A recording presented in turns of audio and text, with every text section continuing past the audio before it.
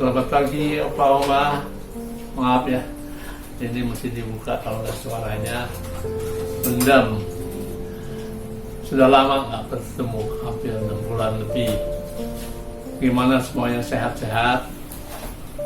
Masih kenalin saya nggak? Nama saya Aceng. Aceng Tanuwijaya. Jarang orang tahu Tanuwijaya, cuma Aceng aja. Senang sekali kita jumpa meskipun dalam persekutuan online.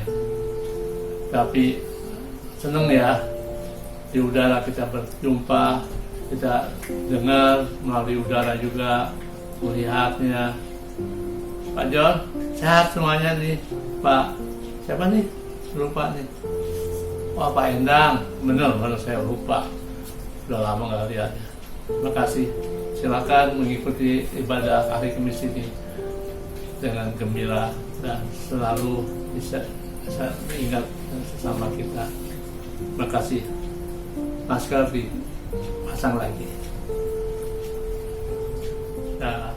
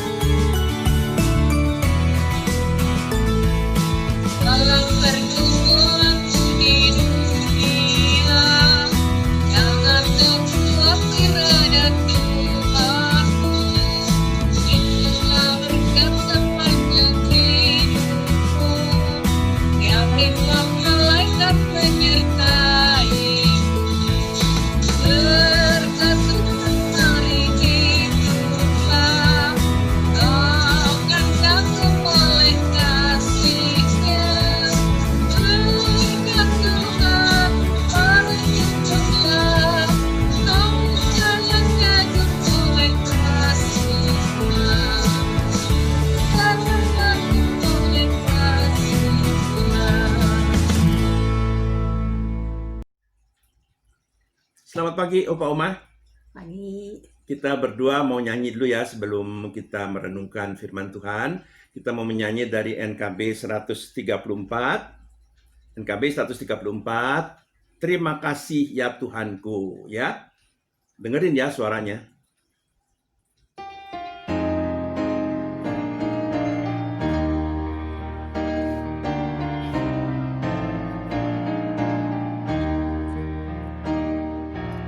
Terima kasih ya Tuhanku atas hari pemberian-Mu, hari baru limpah rahmat dan dipenuhi oleh kasih-Mu. Kau curahkan pada umat-Mu, Kau curahkan pada umat-Mu.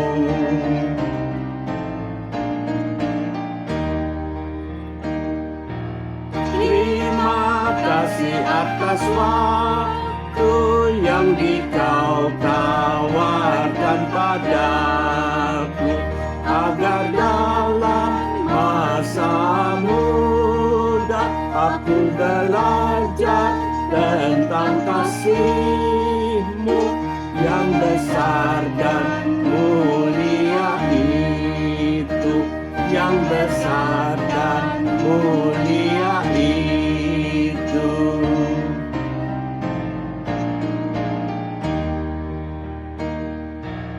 Kau ku pakai waktu itu melakukan tanggung jawabku dan menolong sesamaku menurut firman serta karya-Mu.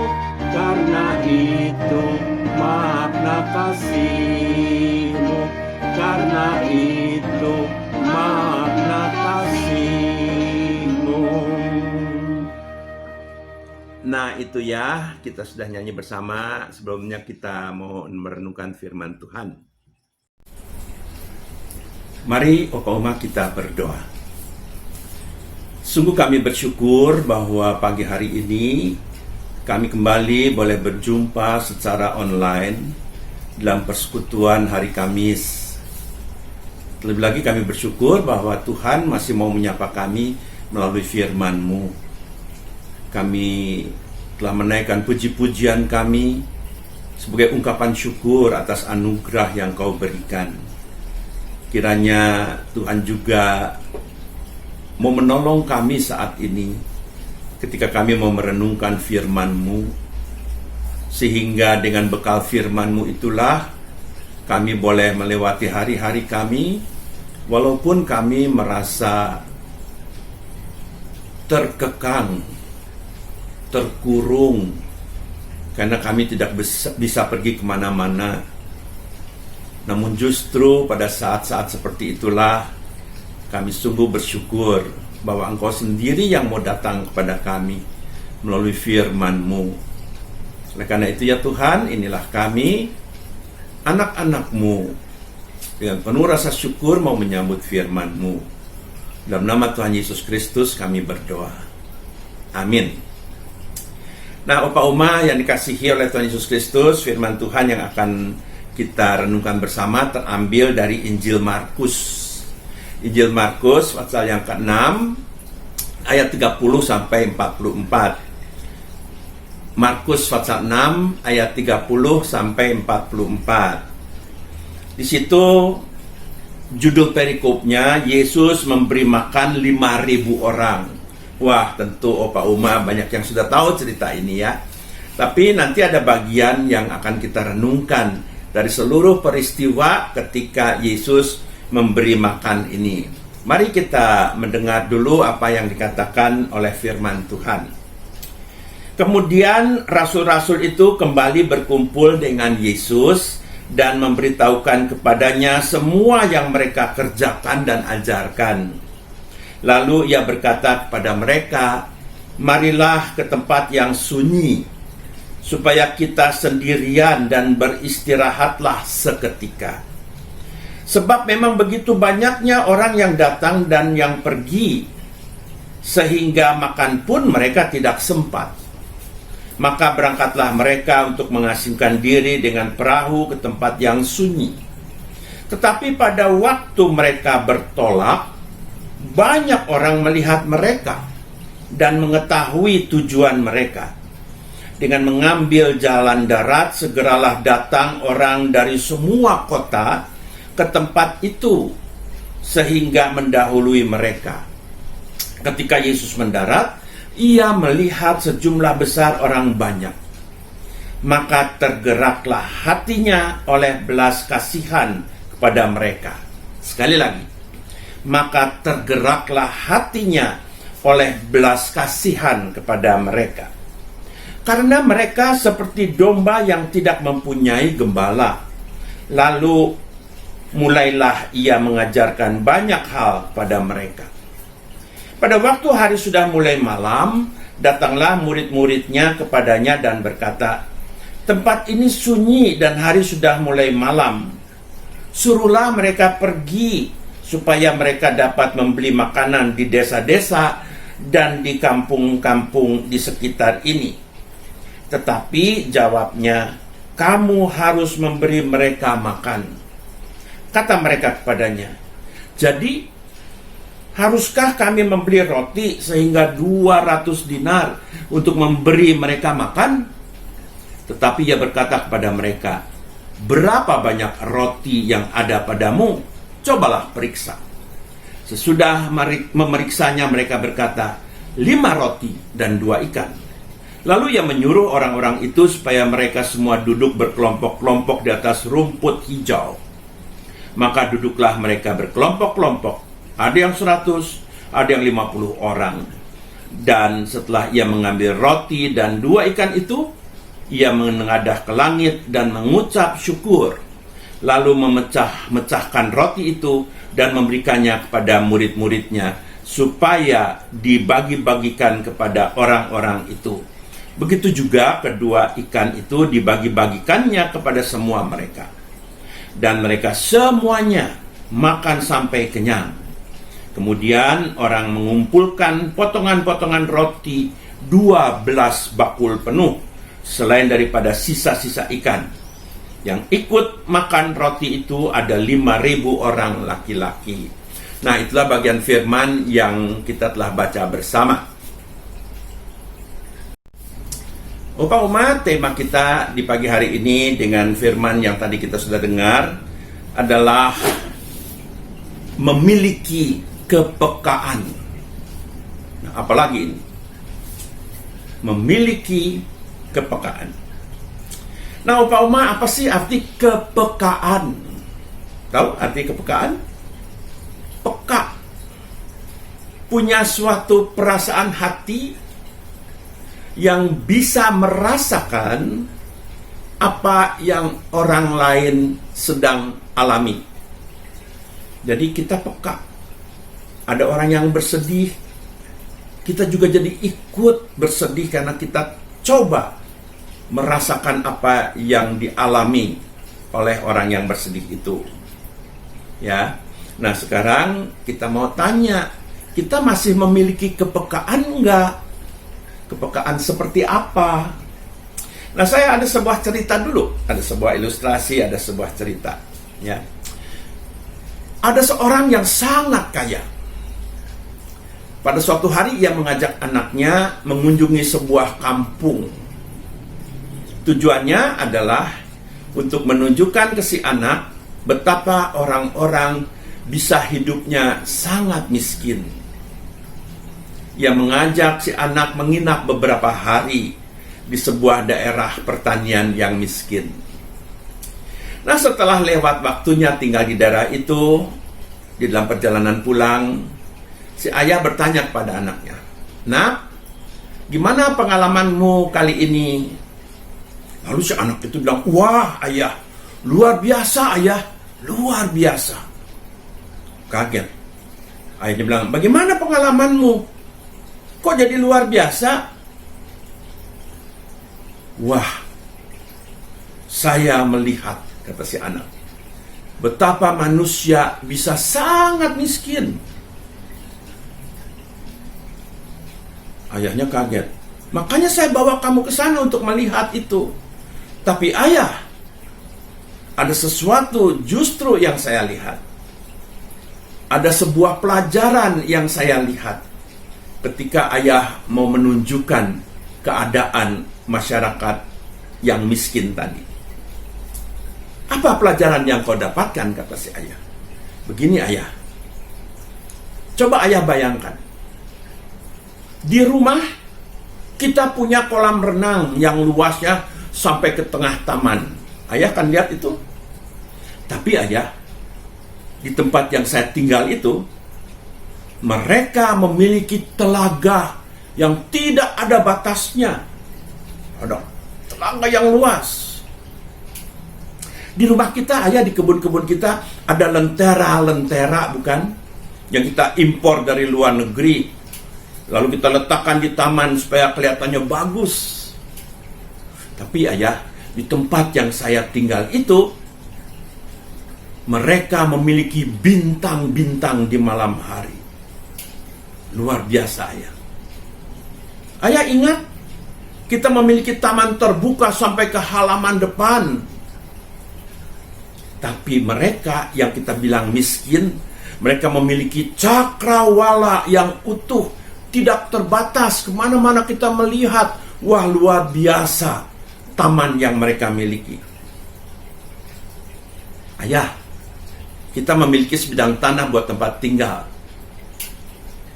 Tetapi mereka punya ladang yang melampaui pandangan kita, luas sekali. Kita punya pelayan-pelayan, bukan Ayah, di rumah untuk melayani kita. Tapi mereka melayani sesamanya. Ayah, di rumah kita tuh kita punya tembok buat melindungi kekayaan kita.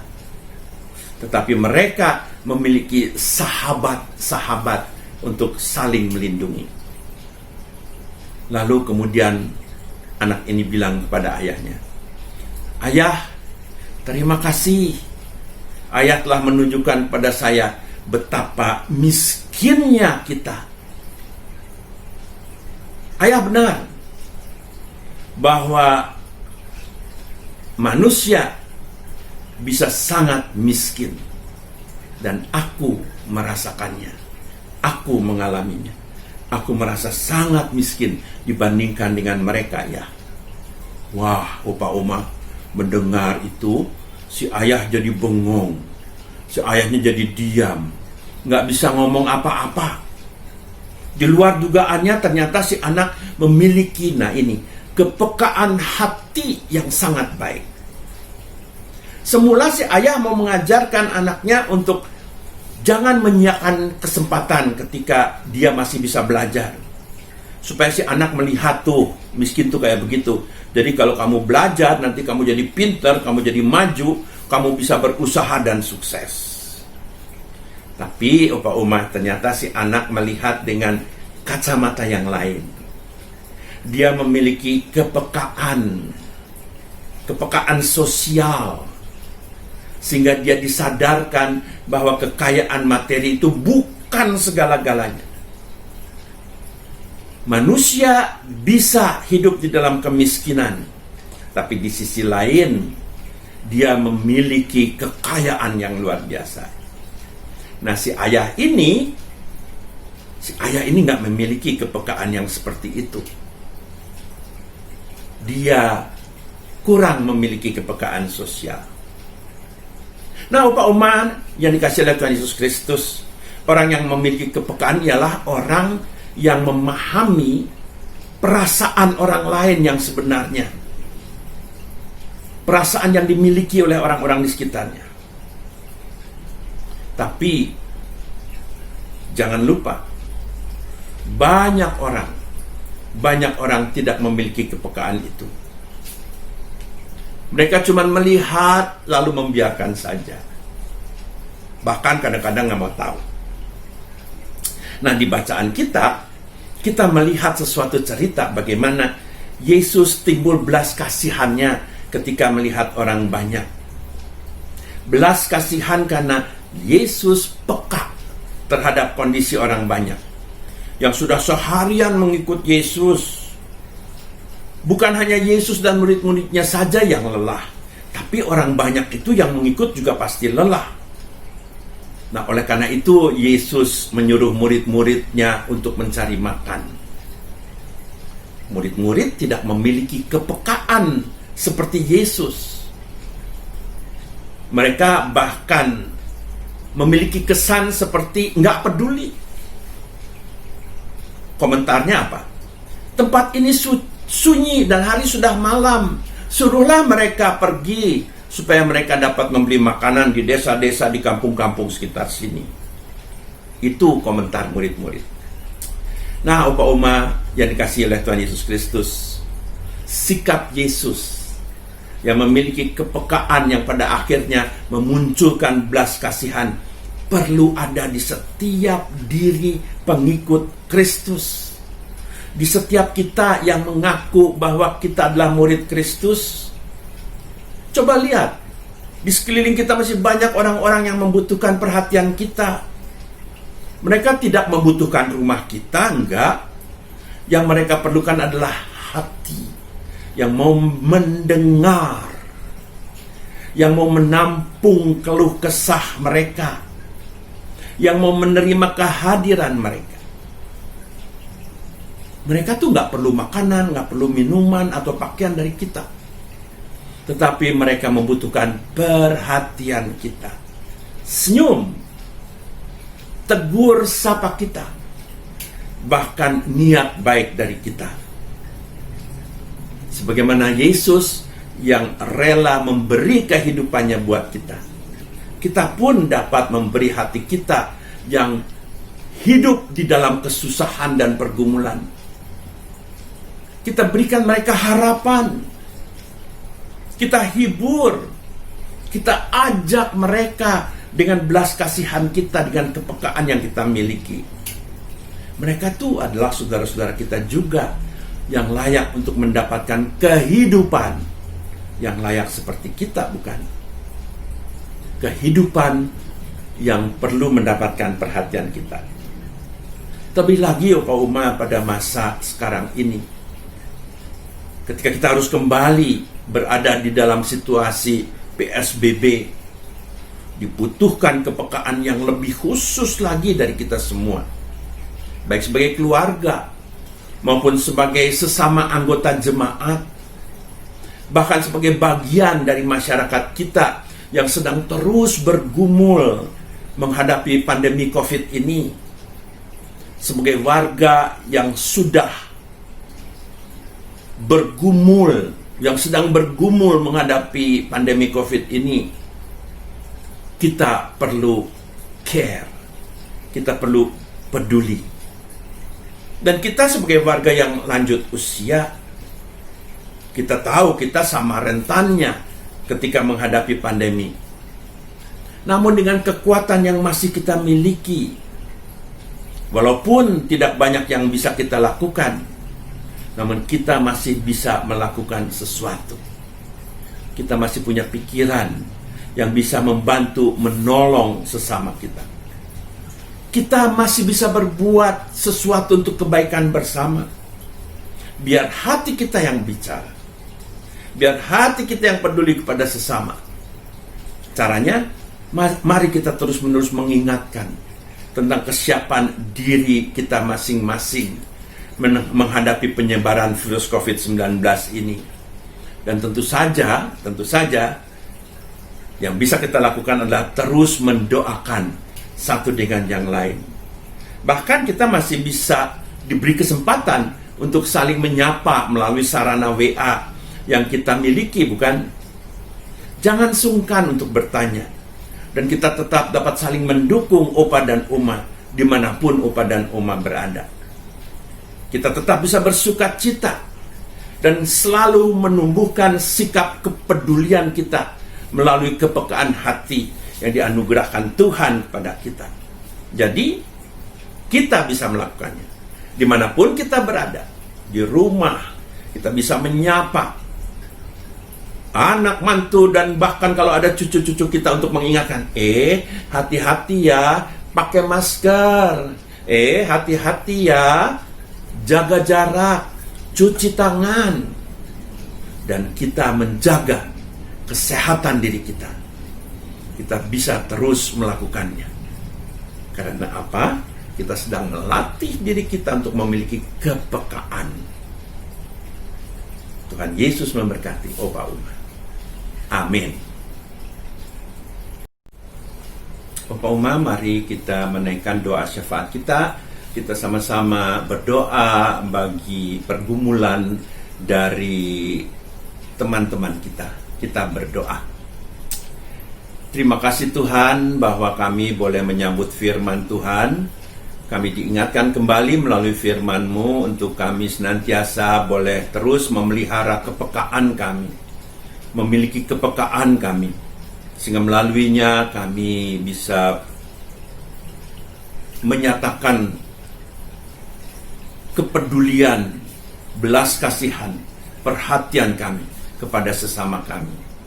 Dan kami percaya Roh Kudus-Mu yang memampukan kami, walaupun usia kami sudah lanjut. Pada saat ini kami juga dengan sehati mau berdoa untuk teman-teman kami. Pertama-tama kami mau bersyukur untuk saudara-saudara kami yang berulang tahun. Kami bersyukur bahwa Engkau telah menyertai perjalanan kehidupan saudara-saudara kami hari demi hari, memberikan kekuatan, menjaga, memelihara mereka. Kami berdoa bagi Oma Lili Murni yang pada tanggal 19 September merayakan hari ulang tahunnya. Begitu juga Ibu Rismauli. Kami bersyukur ya Allah bagaimana Engkau terus menyertai perjalanan kehidupan mereka dan keluarga mereka. Kami berdoa kiranya Tuhan terus melindungi, menjaga, memelihara keluarga Ibu Lili Murni, keluarga Ibu Rismauli, dan berkat-Mu terus menyertai mereka. Bapa di dalam surga, saat ini juga kami mau mendoakan saudara-saudara kami yang mengalami kelemahan fisik, yang sedang sakit atau yang sedang berada di dalam pemulihan karena sakitnya. Kami teringat akan Oma Lestari, kami teringat akan Oma Rosi, kami teringat akan Oma Ana, teringat akan Ibu Lilis, Oma Wong Aking, Oma Dediana, Bapak Tan Manling, Opa John, Oma Evi Wahyudi, Oma Wawi, bahkan juga Ibu Lili Murni yang tadi kami doakan pada bersyukur untuk hari ulang tahunnya. Tangan-Mu tetap menopang mereka-mereka yang masih membutuhkan belas kasihan Tuhan, untuk menguatkan secara fisik sehingga mereka boleh tetap merasakan kekuatan dari Tuhan. Bahkan mereka memperoleh pemulihan serta kesembuhan. Terima kasih ya Tuhan untuk pemeliharaan Tuhan atas Opa Uma yang kami kasihi. Kami juga mau berdoa bagi mereka, khususnya pengurus dari Persekutuan Kamis, Persekutuan Usia Indah ini, yang boleh terus berkarya untuk dapat memelihara iman, memelihara persekutuan dari Opa Uma yang sedang menghadapi saat-saat di mana kami semua tidak bisa bersatu kembali, bersekutu bersama, namun harus tetap tinggal di rumah. Biarlah ya Tuhan segala rencana program yang dipersiapkan berkenan kepadamu, dan walaupun hanya melalui WA ini, kami tetap boleh bersatu hati, bersuka cita bersama. Kami mau berdoa bagi gereja-Mu, bagi anggota jemaat-Mu di mana-mana tempat yang rindu juga untuk boleh bersekutu bersama. Engkau tetap pelihara iman mereka, kerinduan mereka, kasih sayang mereka kepada Tuhan. Kami berdoa juga ya Tuhan bagi bangsa dan negara kami di dalam menghadapi COVID-19 ini. Segala usaha telah dilakukan, dan kami berdoa kiranya para pemimpin kami, khususnya Bapak Presiden, Wakil Presiden, dan para menteri, serta jajaran-jajaran di bawahnya boleh tetap berusaha untuk menghasilkan yang terbaik. Engkau berikan mereka hikmat untuk menjalankan seluruh proses untuk pemulihan, untuk kesehatan dari bangsa kami. Kami berdoa bagi setiap aparat yang juga diperbantukan untuk menolong kondisi yang terjadi di saat pandemi COVID-19 ini. Bapa di dalam surga, ketersediaan vaksin yang begitu dirindukan oleh masyarakat, kiranya itu pun dapat menolong pada saatnya nanti dapat digunakan. Bapa di dalam surga, pada saat ini juga kami berdoa bagi seluruh proses yang walaupun tertunda, pembangunan gereja Tuhan, kiranya pada waktunya nanti dapat terselesaikan. Biarkan kami mempunyai kerinduan. Hidupkan kerinduan kami, agar supaya pembangunan gereja-Mu dapat terlaksana. Biarlah ya Tuhan, Engkau memberikan kepada kami kepekaan untuk boleh terus mendoakan proses ini. Bapa di dalam surga, kami terus berdoa bagi opa-oma, hari-hari mereka, ketika mereka sendiri, Tuhan yang menemani. Bapa, inilah doa kami. Sambut dan terimalah doa permohonan ini yang kami naikkan hanya di dalam nama Tuhan Yesus Kristus. Amin.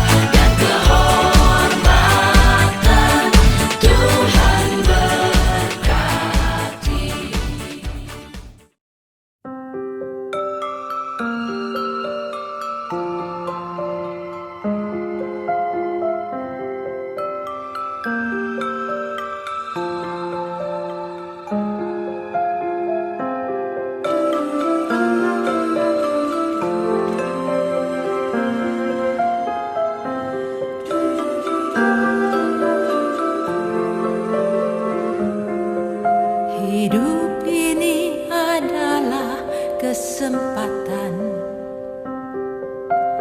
Hidup ini untuk melayani Tuhan. Jangan sia-siakan waktu yang Tuhan beri. Hidup ini hanya sementara.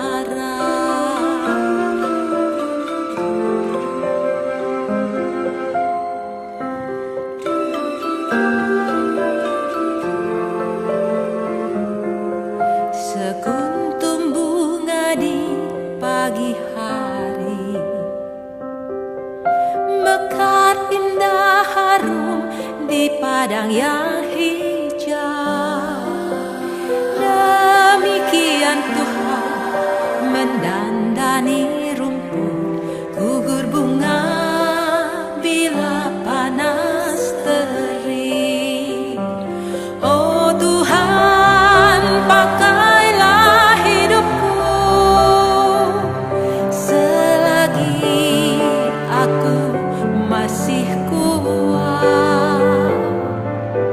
Satu saat aku tak berdaya, hidup ini sudah jadi berkah.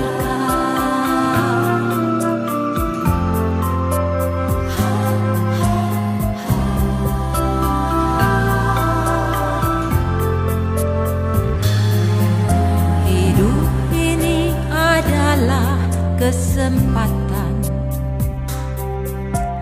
Hidup ini untuk melayani Tuhan. Jangan sia-siakan waktu yang Tuhan beri. Hidup ini hanya sementara. Oh Tuhan, pakailah hidupku selagi aku masih kuat. Satu saat aku tak berdaya, hidup ini sudah jadi berkah. Hidup ini dibatasi oleh waktu. Tidak selamanya kita muda, tidak selamanya kita kuat, dan tidak selamanya kita hidup.